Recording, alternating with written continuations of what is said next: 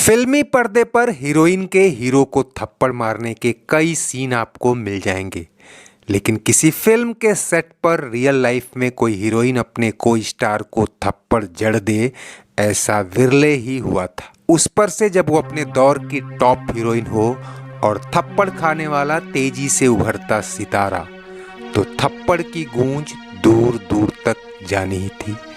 लेकिन आज की हमारी कहानी का सरोकार इस थप्पड़ से महज इतना है कि इस घटना ने उस हीरोइन के अगेंस्ट अब एक ऐसा हीरो ला खड़ा किया जो फिल्मों में बमुश्किल अपने पैरों पर खड़ा हो रहा था।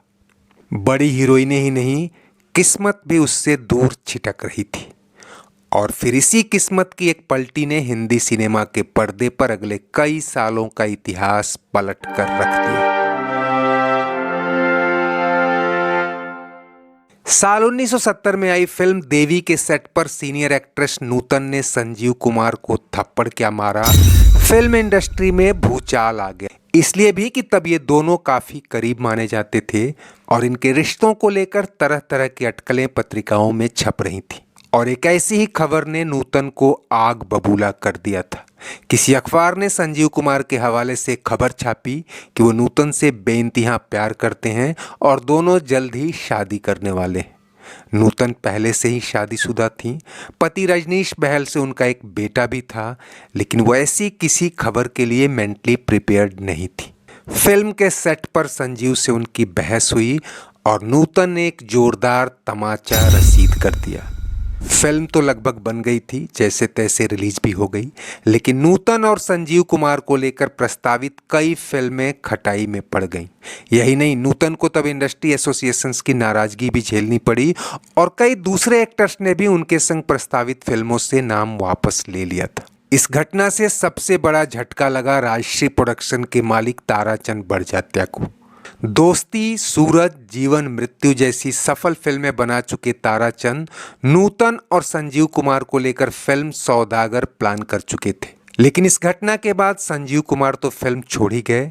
ये फिल्म भी लगभग ठंडे बस्ते में चली गई। 1.5-2 साल बाद 1971 में जब ताराचंद बड़जात्या ने आनंद फिल्म में अमिताभ बच्चन को देखा तो थोड़ी हैरानी, थोड़ी शर्मिंदगी और थोड़ा पश्चाताप हुआ। बेशक cult classic film Rajesh Khanna के इर्द गिर्द घूमती थी, लेकिन अमिताभ बच्चन पहली बार फिल्म इंडस्ट्री की नज़रों में आ गए थे। आगे उनके इस रोल के लिए उन्हें बेस्ट सपोर्टिंग एक्टर का फिल्म फेयर अवार्ड भी मिला था। ताराचंद के जहन में 2-2.5 साल पहले का वो दिन तैर गया जब अमिताभ बच्चन असिस्टेंट डायरेक्टर राज ग्रोवर के साथ उनके दफ्तर स्क्रीन टेस्ट के लिए आए थे और ताराचंद ने उनके साथ 2-4 बातें करने के बाद ही कह दिया था कि तुम लंबू संग कौन हीरोइन काम करेगी। तुम्हारे पिता एक प्रतिष्ठित कवि हैं, तुम भी उनकी तरह कविताएं क्यों नहीं लिखते। लेकिन अब उनकी पारखी नजरों को लगा कि उन्हें ऐसा नहीं कहना चाहिए। उन्होंने निश्चय किया कि अमिताभ को लेकर सौदागर फिल्म पूरी करेंगे। हालांकि कई शीर्ष हीरोइनों के अमिताभ संग काम करने से इनकार के बावजूद माला सिन्हा और तनुजा जैसे बड़े नाम अमिताभ के प्रोफाइल में जुड़ चुके थे। इस एक घटना से आइसोलेटेड हो चली नूतन के पास तो अब कोई चॉइस थी नहीं। उन्होंने बड़जात्या को खुशी खुशी हाँ कर दी। इधर अमिताभ ने ऑफर मिलते ही वो दिन याद किया जब नूतन का स्टारडम पर्दे पर ही नहीं, उन जैसे युवाओं के दिलो दिमाग पर भी चढ़कर बोल रहा था। अमिताभ ने हाल ही में एक इंटरव्यू में खुलासा किया था कि एक बार 60 के दशक में वो दिल्ली के कनॉट प्लेस में स्कूटर चलाते हुए कहीं जा रहे थे कि नूतन और उनके पति दिखे और वो इतने एक्साइटेड हो गए कि स्कूटर से गिरते गिरते बचे। तो जिस हीरोइन को उन दिनों एक नज़र देखना भी इनायत थी, अब वो खुद उनकी हीरोइन बनने जा रही थी। हर हंसी चीज का मैं तलबगार हूँ। फिल्म की शूटिंग शुरू होते ही अमिताभ की आधा दर्जन फिल्में फ्लॉप हो चुकी थीं और करीब इतनी ही झोली में आते आते छीन ली गई। लेकिन सौदागर का प्रोजेक्ट उनके लिए किसी सौगात से कम न था। एक तरफ उस दौर की टॉप हीरोइन नूतन, तो दूसरी तरफ हॉट शॉट पद्मा खन्ना। नूतन ने अपने संवेदनशील किरदारों और जीवंत अभिनय से ख्याति पाई थी, तो पद्मा खन्ना ने अपनी खूबसूरती और लटके झटकों से धूम मचा रखा था। दोस्तों, जिस जेन एक्स ने अमिताभ को सिर्फ सुपरस्टारडम के खांचे में ही देखा सुना है और जिस जेन जी ने उन्हें केबीसी के सेट पर ही देखा है, उनके लिए तो ये फिल्म थोड़ी आउटडेटेड, थोड़ी ऑफ बीट और थोड़ी लीक से हटकर कही जाएगी, लेकिन क्रिटिक्स का एक बड़ा तबका है जो आज भी इसे अमिताभ बच्चन की बेस्ट फिल्मों में शुमार करता है।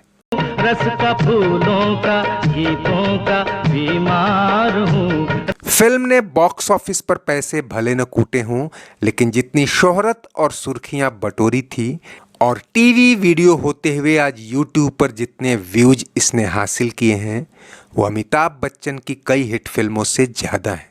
मेरी नहीं तो गूगल और ग्रोक से पूछकर देखिए, जिस दौर में अमिताभ बच्चन पर फ्लॉप हीरो का ठप्पा चस्पा हो चला था, ये फिल्म भारत से ऑस्कर अवार्ड के लिए भेजी गई थी। फिल्म की कहानी बंगाली राइटर नरेंद्र नाथ मित्रा की कहानी रस पर आधारित थी, जिसका स्क्रीन प्ले और डायरेक्शन सुधेंदु रॉय ने संभाला था और बतौर प्रोड्यूसर ताराचंद बड़जत्या ने हर वो इंतजाम किए जिससे एक बेहतरीन फिल्म बन सके।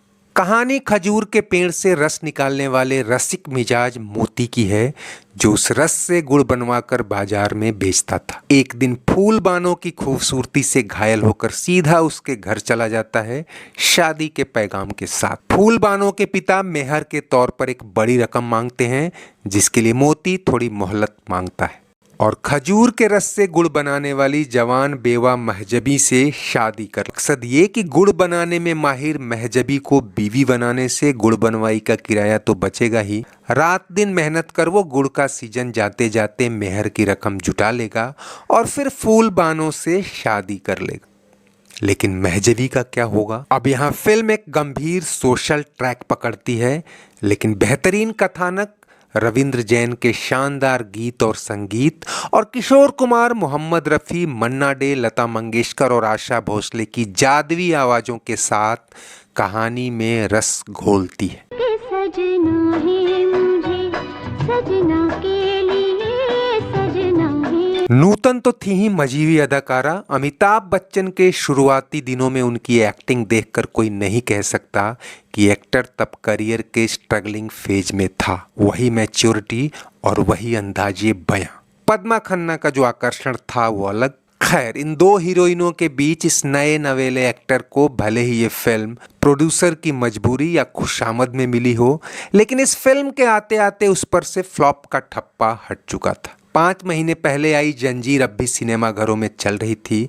ऐसे में सौदागर के हिट नहीं होने की कम से कम अमिताभ को तो कोई परवाह नहीं थी, क्योंकि अब उनके पास शोले और दीवार जैसी बड़े बैनर की फिल्में आ चुकी थी। लेकिन अगले ही साल जब इस फिल्म को 46वें एकेडमी अवार्ड्स के लिए बेस्ट फॉरेन फिल्म कैटेगरी में भारतीय एंट्री के तौर पर भेजा गया, तो ये फिल्म इंडस्ट्री में चर्चा का विषय बन गई।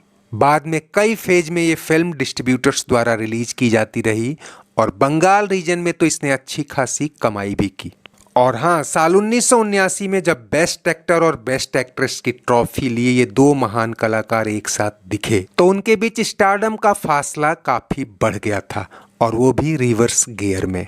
और तब भी कैमरे की फ्लैश लाइटें और मीडिया की कलम उन्हें कोरिलेट करने के लिए इसी फिल्म को याद कर रही थी।